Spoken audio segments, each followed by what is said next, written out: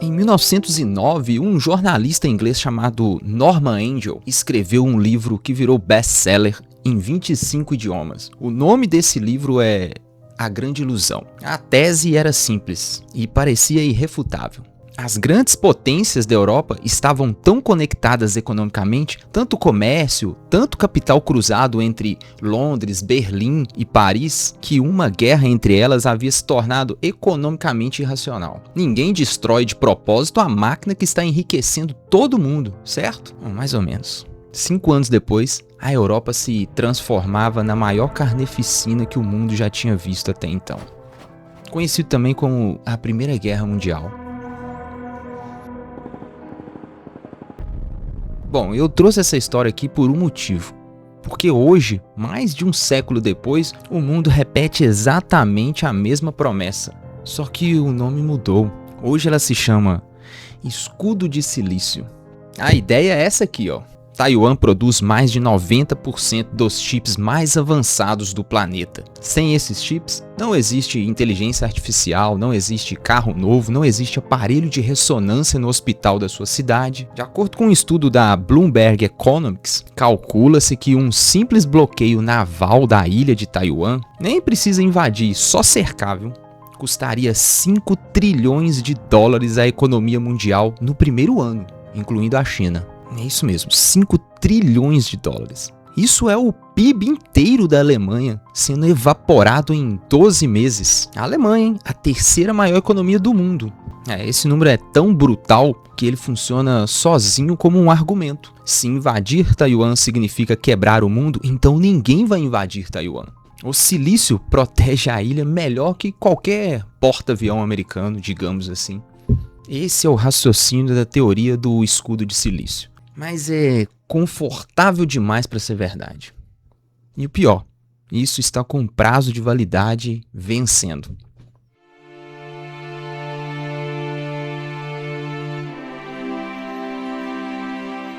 Taiwan está a 180 quilômetros da costa da China. É chamado de Ilha Rebelde desde 1949, quando os nacionalistas de Chiang Kai-shek perderam a guerra civil para os comunistas de Mao Tse-tung. Você já deve ter ouvido falar dessa história. Aí eles fugiram para uma ilha ali do lado, levando o governo, o exército e o ouro do Banco Central que eles conseguiram pegar. Só que eles não fugiram para criar um novo país. Eles fugiram alegando que eles eram a China legítima. Até hoje, o nome oficial de Taiwan é República da China, um fantasma jurídico de um governo que perdeu uma guerra há mais de 70 anos. E aqui está a primeira ironia que quase ninguém comenta. O Partido Comunista Chinês nunca em nenhum dia da sua história controlou Taiwan, nem por uma semana. Mas Pequim, o governo chinês, fala de reunificação como se estivesse recuperando algo que perdeu. A China grande que conhecemos hoje ainda vê Taiwan como um pedaço legítimo da China que eles precisam recuperar. Bom, hoje pouco mais de uma dúzia de países no mundo reconhecem Taiwan como uma nação soberana. E o Brasil não é um deles. Nos fóruns internacionais, a ilha é obrigada a se apresentar como Taipei chinês, porque o nome próprio já é um ato de guerra. E é aqui que a história começa a ficar interessante. Porque Taiwan também foi uma ditadura.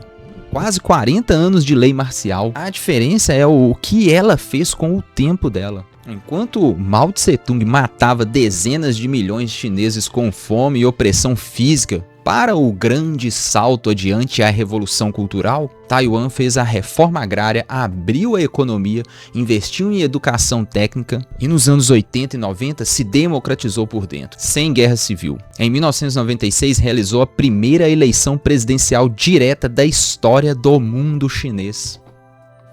Mesma língua, mesma etnia, mesmo ponto de partida, resultados opostos, né? Bom, então chegamos a uma máxima que muita gente ignora. Liberdade econômica somada a instituições que funcionam gera mais riqueza. Mas não só isso. Nesse caso aí, gerou algo que nenhum general planejou. Gerou uma arma.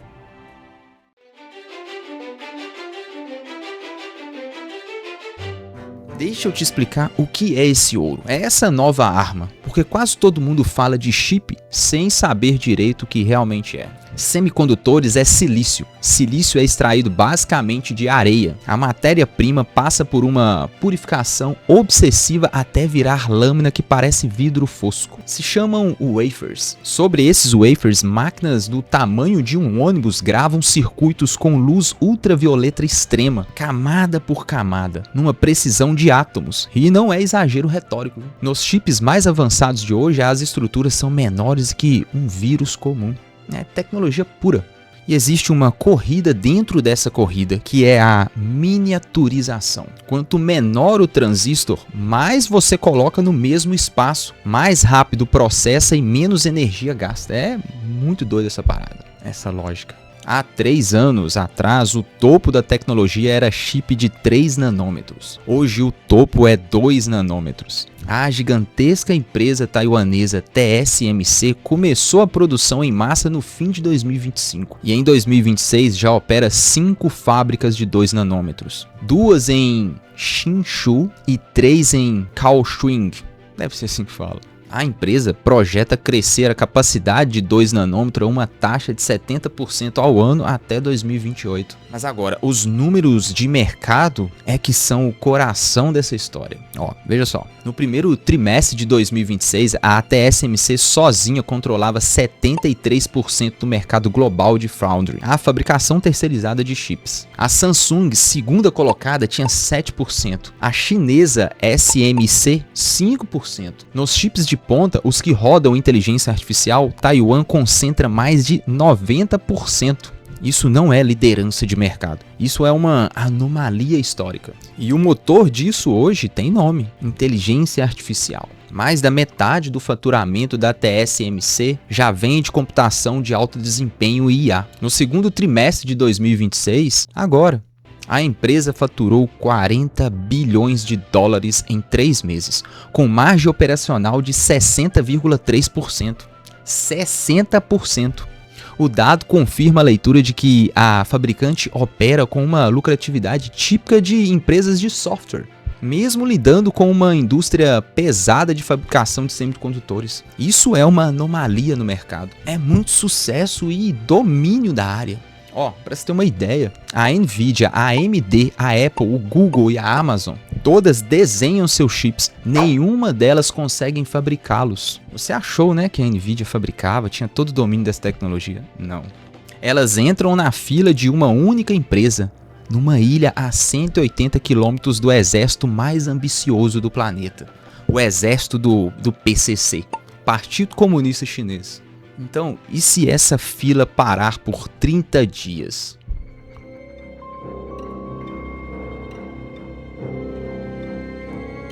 Você se lembra da pandemia? Aquele momento em que faltou carro zero na concessionária e o preço do usado ficou mais alto do que o novo? Aquilo ali foi uma falta parcial de chips semicondutores, os simples, não os avançados, e derrubou a produção automotiva mundial, né? Agora imagine o cenário real de um bloqueio a Taiwan. Não é preciso um único míssil. Basta a marinha chinesa declarar uma inspeção sanitária de rotina em todo navio que entra e sai da ilha. Primeira semana, as seguradoras marítimas suspendem a cobertura. Sem seguro, nenhum navio se move. Primeiro mês, as montadoras param. Não uma, todas param. Terceiro mês, falta equipamento médico de reposição. O aparelho de ressonância do hospital da sua cidade quebra e não tem peça. Sexto mês, os data centers que rodam inteligência artificial congelam a expansão. Bom, bancos, corretoras, telecomunicações, logísticas agrícolas, GPS de colheiteiras, sistemas de segurança de avião, tudo que faz o mundo girar depende de silício taiwanês em algum ponto da cadeia. E o efeito final é o mais cruel. Comida encarece, porque a agricultura moderna é tecnologia embarcada. Então é daí que sai o número de 5 trilhões que a Bloomberg disse, que eu falei lá no começo do vídeo. E é daí que nasce a fé no escudo de silício. O termo, por sinal, tem um autor, viu? Foi cunhado pelo jornalista americano Craig Edson, no livro Silicon Shield, publicado lá em 2001. A tese era: Taiwan não é atacada porque é economicamente indispensável para o mundo. O silício faria o trabalho que os canhões não conseguem. Bom, a teoria é bonita, elegante e até satisfatória de ouvir, né? Mas na minha leitura, o porquê desse vídeo aqui ter nascido é o seguinte: eles podem estar cometendo o mesmo erro lá de Norman Angell sobre as economias da Europa quando estourou a Primeira Guerra Mundial.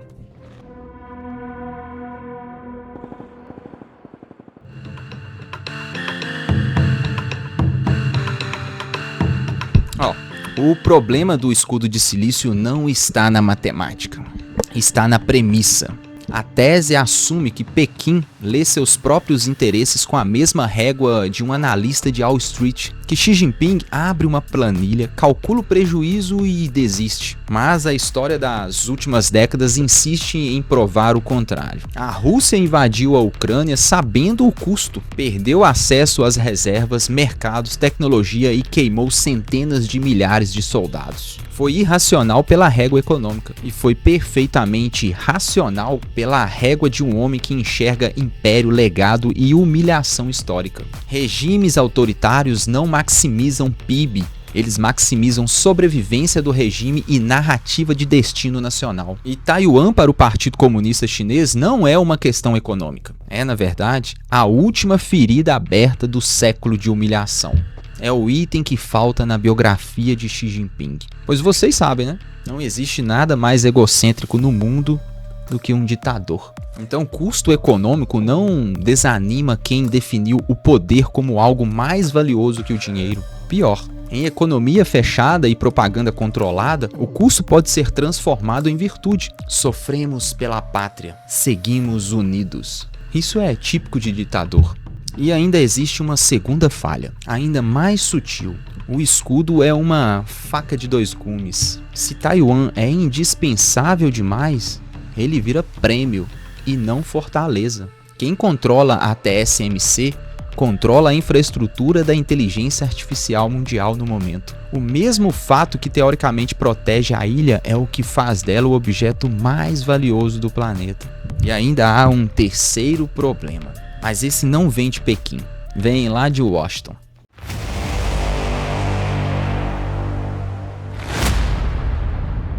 Em 2022, os Estados Unidos aprovaram o CHIPS Act, com 52 bilhões de dólares em subsídios para atrair fábricas de semicondutores. Na época parecia apenas política industrial, mas olha onde já chegamos em 2026.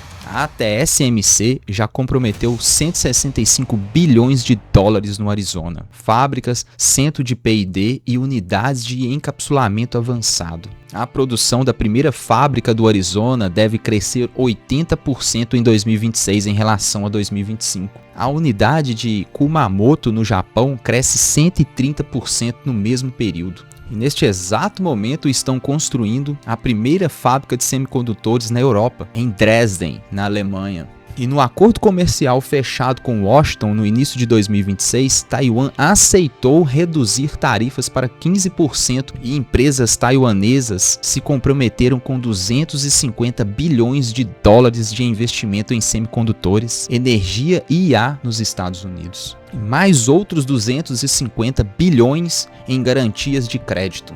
Meio trilhão de dólares saindo da ilha em direção ao território de quem promete defendê-la. Agora, faça a pergunta desconfortável comigo. Se a produção crítica se espalha pelo Arizona, por Kumamoto e por Dresden, o que exatamente ainda protege Taiwan? Em Taipei, na capital taiwanesa, existe um termo para esse medo. Chamam de esvaziamento. A sensação de que o país está exportando a própria apólice de seguro parcela por parcela. O governo responde que mantém em casa o nó mais avançado, o 2 nanômetro, a pesquisa, o ecossistema de 10 mil fornecedores que ninguém replica em uma década. Bom, é verdade. Replicar a TSMC não é construir prédio, é reconstruir uma cultura industrial de 40 anos. Então, é quase impossível. Mas tem a questão, toda vez que um wafer de ponta é gravado fora da ilha, o escudo fica uma graminha mais leve. E enquanto isso, a pressão diária mudou de patamar. O que há 10 anos seria crise internacional, caças cruzando a linha mediana, navios se aproximando, capitães de navios mercantes interrogados por autoridades chinesas, bom, hoje é rotina. E aí está a estratégia mais inteligente de Pequim. Não é assustar Taiwan, é anestesiar o resto do mundo. Normalizar o cerco até que o presidente de Taiwan pareça um menino gritando em vão sem ninguém ouvir. O dia da invasão, se vier, não vai parecer um dia diferente dos anteriores. Vai parecer só mais um dia. Bom, então concluindo todo o pensamento que fizemos aqui, na minha opinião, o escudo de silício é real como fato econômico. Ele encarece a guerra, e isso é importante. Mas ele não é uma lei da física, ele é uma aposta. A aposta de que o cálculo financeiro vai vencer o cálculo ideológico. E é exatamente essa aposta que a Europa fez lá em 1909. E diferente de 1909, aqui existe um agravante. O escudo depende de uma concentração que o mundo inteiro, inclusive os aliados de Taiwan, está trabalhando ativamente para desfazer. Não por traição, digamos assim, por racionalidade própria. Nenhum país sério quer que a base de sua economia esteja a 180 quilômetros de um exército hostil. Bom, e a lição de fundo, aquela que fica quando os números somem, é a que já estava no começo dessa história.